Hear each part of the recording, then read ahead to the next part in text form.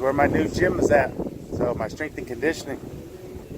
It's good. This is actually a new part of Vegas. It's called Tivoli Village. So if you guys ever get a chance though, it's got a nice little quaint place though, but it gives me a chance to kind of dream and high-end network.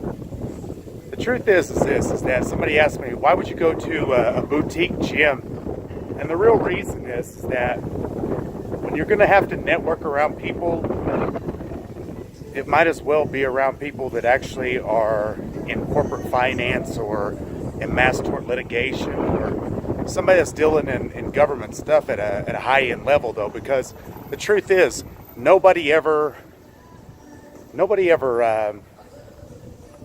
really goes to a nightclub or a bar and says, you know what, man, here's my business card. You take my business cards. Let's try to get laid and let's make $1 million or $1 billion tomorrow. The truth is that anybody that's solid, actually, they get to a point where they work a lot, because solid people they're in high demand. And there's so few of us that once you get to a point and you keep working and you keep working, you keep working, that the opportunity is always around for a solid person. But you get to a point where you find some fucking flake and some bullshitter and it doesn't really work. So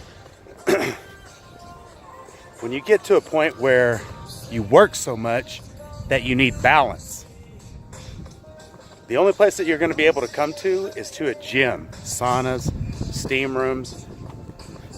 You'll just sit there and you'll want to become antisocial, where you don't want to talk to anybody, where you're just kind of like, man, you meet the same people with the same excuses, with the same thing going on, and sooner or later you just have an off day, and then those off days become more and more because you work so much.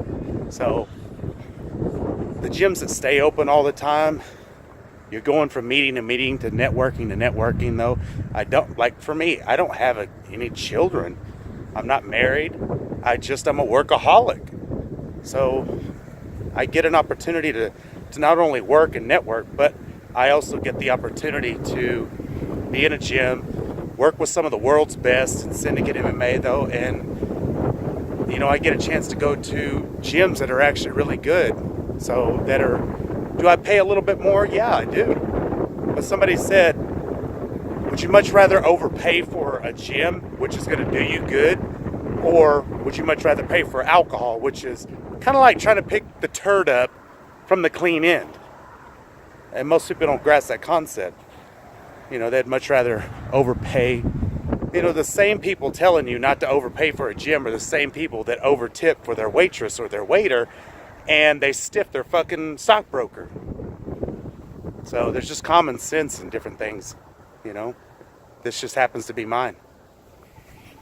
But Dave Barton's gym, y'all look it up. They're in major cities.